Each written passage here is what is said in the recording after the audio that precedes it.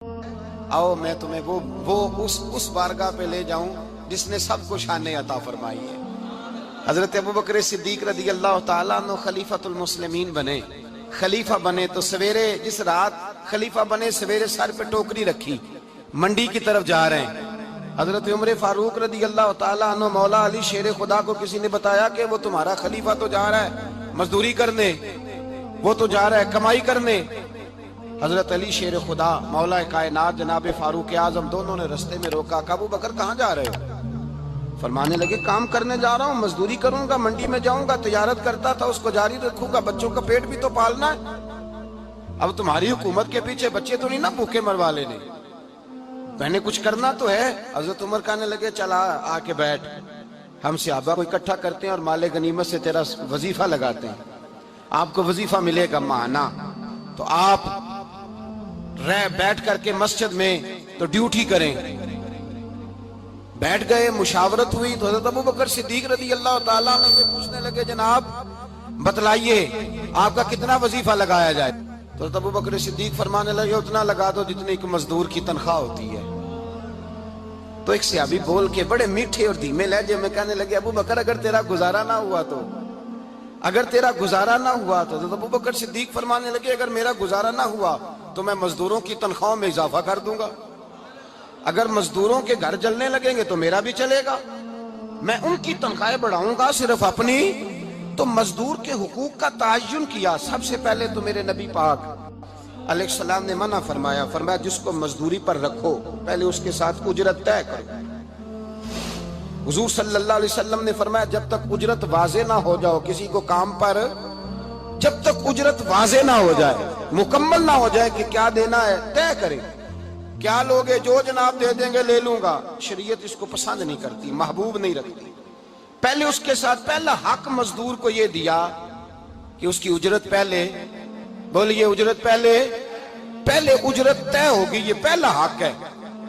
और मजदूर का दूसरा हक क्या बयान किया मेरे नबी पाक ने? फरमाया जब, और ये ऐसी आला बात है कि जितने हुकूक लिखने वाले हैं ना, जितने बैनुल अक़वामी सतह पर इंसानी हुकूक का चार्टर बनाने वाले हैं, वो कहते हैं कि ये ऐसा नुक्ता हुजूर ने बयान कर दिया है कि इससे आगे को बढ़ ही नहीं सकता।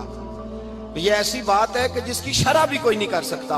मेरे हबीब करीम अलैहिस्सलातु सलाम ने फरमाया पहले तय करो, और क्या खूबसूरत लफ्ज है, कानून बना दिया।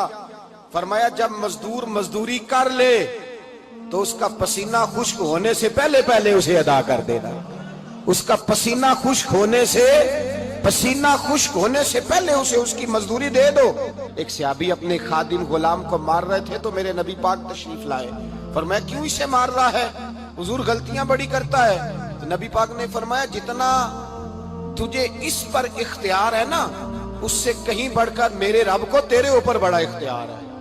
कहा हुजूर ये बड़ी गलती करता है, मैं आखिर कितना माफ करूं? तो हुजूर ने फरमाया उतना माफ कर जितना मेरा रब तुझे माफ फरमाता है।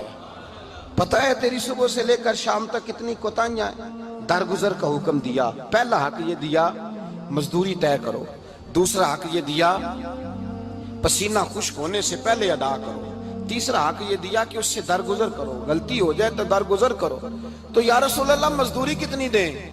मेरे नबी पाक बुखारी मुस्लिम हुजूर सैयद आलम सल्लल्लाहु अलैहि वसल्लम ने फरमाया मजदूर का हक बयान किया नबी पाक ने, और एक बात इरशाद फरमाई तो उसके अंदर कई पहलू, एक हदीस में कई पहलू बयान फरमाए। हबीब पाक ने फरमाया जैसा तुम खाते हो वैसा ही उसे, भाई बस खत्म हो गई बात। इतनी बड़ी बात कर दी सरकार ने। कभी देखा है आपने कि मजदूर को ऐसे खिलाया जा रहा हो जैसा मालिक खा रहे हैं? हुजूर ने फरमाया भाई मजदूरों का हक ये है कि जैसा तुमने खाना है वैसा उसे खिलाना है, और फरमाया जैसा तुमने पहनना है वैसा उसे पहनाना है। और फिर मेरे हबीब करीम अलैहिस्सलातु सलाम ने इरशाद फरमाया उसकी हिम्मत से बढ़कर तुम उस पर बोझ नहीं डाल सकते, जितना काम वो कर नहीं सकता उतना तुम उसे दे नहीं सकते।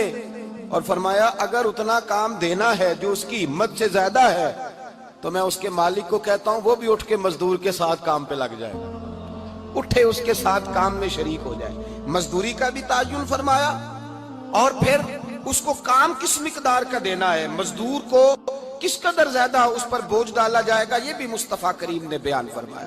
فرمایا جو لا یکلف اللہ نفسا الا وسعها، اللہ بھی تم پر وہ بوجھ نہیں ڈالتا جو تم اٹھا نہیں سکتے، تو کسی مزدور کو تم ایسا کام نہیں بتاؤ گے۔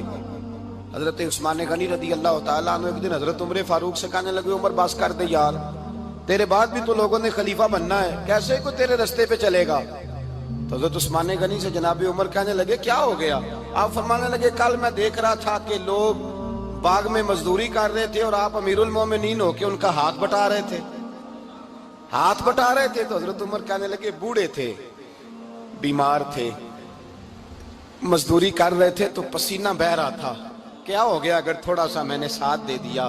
حضرت جناب سیدنا فاروق اعظم یہ لفظ کہتے ہوئے رو پڑے۔ آپ فرمانے لگے میں کسی بادشاہ کا شہزادہ نہیں، میں بھی اسی باپ کا بیٹا ہوں جو اونٹ چرا کے گزارا کیا کرتا تھا۔ میں نے آگے بڑھ کے لوگ حیثیت بھول جاتے، اپنی حیثیت بھول جاتے۔ اللہ تبارک و تعالیٰ جب کچھ عطا کرتا ہے ان کا رویہ اپنے ماتحتوں کے ساتھ اتنا سخت اور جابرانہ آمرانہ ہو جاتا ہے، اس قدر زیادہ ان کے لب و لہجے میں کڑواہٹ آ جاتی ہے، اس قدر زیادہ ان کی طبیعتوں کے اندر سختی اور غرور بھر جاتا ہے کہ وہ احساس ہی نہیں کرتے کہ جو سامنے بیٹھا ہے وہ بڑا ایک دکھی انسان ہے اور وہ تکلیف میں ہے، وہ آزمائش میں اپنے آپ کو مبتلا سمجھ رہا ہے۔ حضرت ابو ذر غفاری رضی اللہ تعالیٰ عنہ فرماتے ہیں میں اپنے ماتحتوں کے حق میں بڑا سخت تھا، سخت تھی میری طبیعت، میرے غلاموں کی جرت ہی نہیں تھی کہ وہ میرے سامنے گفتگو کر سکیں اور ٹھہر بھی سکیں۔ فرماتے ہیں جس دن میں کلمہ پڑھنے گیا، جس دن میں حضور کی بارگاہ میں، تو میں نے کہا حضور کوئی خاص نصیحت؟ تو نبی پاک نے فرمایا میری نصیحت تیرے لیے یہ ہے کہ جیسا تو نے کھانا ہے ویسا ہی غلام کو کھلانا ہے، جیسا تو نے پہننا ہے ویسا ہی غلام کو پہنانا ہے۔ حضرت ابو ذر کہتے ہیں جو میرے اندر کمی تھی وہی میرے نبی نے نصیحت کر دی، جو میرے اندر کوتاہی تھی وہی غیب جاننے والے رسول نے بتلا دی۔ فرماتے میں گھر گیا، جب میں جاتا تھا تو ملازموں کا سانس خشک ہو جاتا تھا، وہ کانپنے ہانپنے لگتے تھے کہ جانے اب یہ کیا کرے گا۔ حضرت ابو ذر غفاری فرماتے میں گیا، ایک شخص سے میں نے کہا کھانا پکاؤ، کھانا پکایا، دسترخوان پہ لگایا اور اپنے سارے ملازموں کو کہا آؤ یار میرے ساتھ بیٹھ کے روٹی کھاؤ، آؤ سارے میرے ساتھ بیٹھ کے کھانا کھاؤ۔ فرماتے ہیں انہوں نے کھانا کھایا، پھر میں ان کو بازار لے گیا، جیسے کپڑے میں پہنتا تھا ویسے ہی میں نے ان کے لیے بھی خریدے۔ فرماتے ہیں میرے غلام کہنے لگے آقا خیر تو ہے نا، خیریت تو ہے نا، کیا ہوا؟ مزاج مبارک تو ٹھیک ہے، کیا ہو گیا؟ اور یہ جو ہم فضا کو اتنا خوبصورت دیکھ رہے ہیں اور یہ جو ہم اتنی پیاری ریم جھیم برستی دیکھ رہے ہیں، یہ جاری رہے گی یا ایک دن کی ہے؟ تو حضرت ابو ذر غفاری رو پڑے، کہنے لگے اب تمہیں ابو ذر غفاری بدلا ہوا ملے گا، اس لیے کہ اب میں وہ نہیں رہا، اب میں رسول اللہ کا کلمہ پڑھ کے غلام مصطفیٰ بن گیا ہوں، اب میں بدل گیا ہوں، میری طبیعت بدل گئی۔ غلاموں کے حق میں حضرت مولا علی شیر خدا غلام کو لے کر کے گئے دکان پر، حضرت مولا علی غلام کو لے کر گئے کپڑے کی دکان پر، 2 جوڑے خریدے، ایک کم قیمت کا ایک زیادہ قیمت کا، ایک کم قیمت کا ایک زیادہ قیمت کا، 2 جوڑے خریدے۔ جب واپس لوٹے تو غلام سے کہنے لگے تو اپنا لے لے۔ غلام کو پتا تھا کہ اس زمانے میں ہوتا کیا تھا، اس نے کم قیمت کا جوڑا اٹھایا۔ حضرت علی فرمانے لگے عجیب آدمی ہے، یہ تو تیرا نہیں، یہ تو میرا ہے۔ اس نے کہا حضور کس طرح سے؟ آپ فرمانے لگے تیرے لیے قیمتی جوڑا اس لیے خریدا ہے کہ تو جوان ہے، اور میں نے اپنے لیے اس لیے چھوٹا خریدا ہے کہ میں تو اب بوڑھا ہو گیا ہوں، مجھے تو حاجت نہیں۔ کہنے لگا حضور بوڑھے اور جوان کا مطلب نہیں، آپ علی ہیں، من کنت مولا فہذا علی علی مولا، علی مولا، آپ چونکہ مولا علی ہیں اور آپ امیر المومنین ہیں، لہذا آپ نے تخت پر بیٹھنا ہے، آپ نے سلطنت کو چلانا ہے، آپ پہنیے۔ حضرت علی فرمانے لگے تو میرا غلام بنا ہے نا، تو نے ابھی میرے نبی کا دیدار نہیں نہ کیا، تو بعد میں آیا ہے نا، اگر تو اس دور میں ہوتا تو جان جاتا کہ یہ عمل میرا ہے، پر اس کے پیچھے جو نصیحت کے پھول ہیں وہ مصطفیٰ کے عطا پر۔ مزدور کو یہ دیا کہ اس کی اجرت پہلے، بولیے اجرت پہلے اجرت طے ہوگی، یہ پہلا حق ہے۔ اور مزدور کا دوسرا حق کیا بیان کیا میرے نبی پاک نے؟ فرمایا جب، اور یہ ایسی اعلیٰ بات ہے کہ جتنے حقوق لکھنے والے ہیں نا، جتنے بین الاقوامی سطح پر انسانی حقوق کا چارٹر بنانے والے ہیں، وہ کہتے ہیں کہ یہ ایسا نقطہ حضور نے بیان کر دیا ہے کہ اس سے آگے کو بڑھ ہی نہیں سکتا۔ یہ ایسی بات ہے کہ جس کی شرح بھی کوئی نہیں کر سکتا. میرے حبیب کریم علیہ الصلوۃ والسلام نے فرمایا پہلے طے کرو، اور کیا خوبصورت لفظ ہے، قانون بنا دیا. فرمایا جب مزدور مزدوری کر لے تو اس کا پسینہ خشک ہونے سے پہلے پہلے اسے ادا کر دینا. اس کا پسینہ خشک ہونے سے پہلے اسے اس کی مزدوری دے دو. بیچارے نے محنت کی ہے، اپنے گھر جائے. یہ نہیں کہ اس نے مزدوری کیا تو تم نے کہا نہیں ادھر سے پینٹ صحیح نہیں ہوا، یہ تو لے جا 2000 اور پھر میں تیرا حساب کروں گا، ابھی ذرا میں چیک کرا لوں 2-4 لوگوں کو بلا کر کے. وہ فلاں جگہ سے نا ایک کونا خالی رہ گیا. اللہ سے ڈرنا چاہیے، اللہ سے ڈرنا چاہیے. اگر اللہ تبارک و تعالیٰ نے 2-1 آدمیوں کو ملازم آپ کا بنا دیا ہے تو پھر خیال ہونا چاہیے. ایک صحابی اپنے خادم غلام کو مار رہے تھے تو میرے نبی پاک تشریف لائے. فرمایا کیوں اسے مار رہا ہے؟ حضور غلطیاں بڑی کرتا ہے. تو نبی پاک نے فرمایا جتنا تجھے اس پر اختیار ہے نا اس سے کہیں بڑھ کر میرے رب کو تیرے اوپر بڑا اختیار ہے. کہا حضور یہ بڑی غلطی کرتا ہے، میں آخر کتنا معاف کروں؟ تو حضور نے فرمایا اتنا معاف کر جتنا میرا رب تجھے معاف فرماتا ہے. پتہ ہے تیری صبح سے لے کر شام تک کتنی کوتاہیاں ہیں. درگزر کا حکم دیا. پہلا حق یہ دیا مزدوری طے کرو. دوسرا حق یہ دیا پسینہ خشک ہونے سے پہلے ادا کرو. تیسرا حق یہ دیا کہ اس سے درگزر کرو، غلطی ہو جائے تو درگزر کرو. تو یا رسول اللہ مزدوری کتنی دیں؟ میرے نبی پاک بخاری مسلم حضور سید عالم صلی اللہ علیہ وسلم نے فرمایا مزدور کا حق بیان کیا نبی پاک نے، اور ایک بات ارشاد فرمائی تو اس کے اندر کئی پہلو، ایک حدیث میں کئی پہلو بیان فرمائے. حبیب پاک نے فرمایا جیسا تم کھاتے ہو ویسا ہی اسے کھلانا. کوئی نہیں، آپ شاید سو رہے ہیں کچھ حضرات. جیسا خود کھاتے ہو ویسا ہی. بھئی بس ختم ہو گئی بات. اتنی بڑی بات کر دی سرکار نے. کبھی دیکھا ہے آپ نے کہ مزدور کو ایسے ہی کھلایا جا رہا ہو جیسا مالک کھا رہے ہیں؟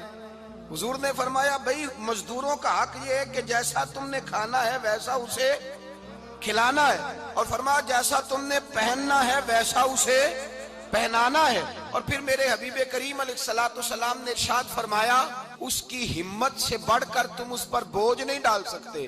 جتنا کام وہ کر نہیں سکتا اتنا تم اسے دے نہیں سکتے. اور فرمایا اگر اتنا کام دینا ہے جو اس کی ہمت سے زیادہ ہے تو میں اس کے مالک کو کہتا ہوں وہ بھی اٹھ کے مزدور کے ساتھ کام پہ لگ جائے، اٹھے اس کے ساتھ کام میں شریک ہو جائے. مزدوری کا بھی تعین فرمایا، اور پھر اس کو کام کس مقدار کا دینا ہے، مزدور کو کس قدر زیادہ اس پر بوجھ ڈالا جائے گا، یہ بھی مصطفیٰ کریم نے بیان فرمایا. فرمایا جو لا یکلف اللہ نفسا الا وسعها، اللہ بھی تم پر وہ بوجھ نہیں ڈالتا جو تم اٹھا نہیں سکتے. تو کسی مزدور کو تم ایسا کام نہیں بتاؤ گے. حضرت عثمان غنی رضی اللہ تعالیٰ عنہ ایک دن حضرت عمر فاروق سے کہنے لگے عمر باس کر دے یار، تیرے بعد بھی تو لوگوں نے خلیفہ بننا ہے، کیسے کوئی تیرے رستے پہ چلے گا؟ تو حضرت عثمان غنی سے جناب عمر کہنے لگے کیا ہو گیا؟ آپ فرمانے لگے کل میں دیکھ رہا تھا کہ لوگ باغ میں مزدوری کر رہے تھے اور آپ امیر المومنین ہو کے ان کا ہاتھ بٹا رہے تھے. تو حضرت عمر کہنے لگے بوڑھے تھے، بیمار تھے، مزدوری کر رہے تھے تو پسینہ بہہ رہا تھا، کیا ہو گیا اگر تھوڑا سا میں نے ساتھ دے دیا؟ حضرت جناب سیدنا فاروق اعظم یہ لفظ کہتے ہوئے رو پڑے. آپ فرمانے لگے میں کسی بادشاہ کا شہزادہ نہیں، میں بھی اسی باپ کا بیٹا ہوں جو اونٹ چرا کے گزارا کیا کرتا تھا. میں نے آگے بڑھ کے لوگ حیثیت بھول جاتے ہیں، اپنی حیثیت بھول جاتے ہیں. اللہ تبارک و تعالیٰ جب کچھ عطا کرتا ہے ان کا رویہ اپنے ماتحت سخت اور جابرانہ آمرانہ ہو جاتا ہے.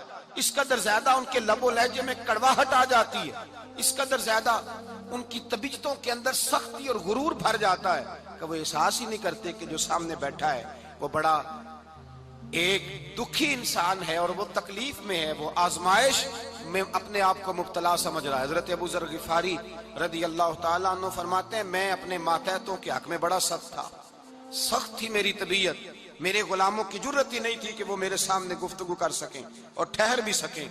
فرماتے ہیں جس دن میں کلمہ پڑھنے گیا، جس دن میں حضور کی بارگاہ میں، تو میں نے کہا حضور کوئی خاص نصیحت؟ تو نبی پاک نے فرمایا میری نصیحت تیرے لیے یہ ہے کہ جیسا تو نے کھانا ہے ویسا ہی غلام کو کھلانا ہے، جیسا تو نے پہننا ہے ویسا ہی غلام کو پہنانا ہے. حضرت ابو ذر کہتے ہیں جو میرے اندر کمی تھی وہی میرے نبی نے نصیحت کر دی.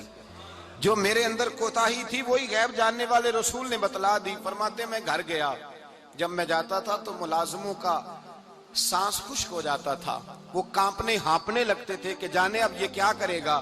حضرت ابو ذر غفاری فرماتے میں گیا, ایک شخص سے میں نے کہا کھانا پکاؤ, کھانا پکایا, دسترخوان پہ لگایا اور اپنے سارے ملازموں کو کہا آؤ یار میرے ساتھ بیٹھ کے روٹی کھاؤ, آؤ سارے میرے ساتھ بیٹھ کے کھانا کھاؤ.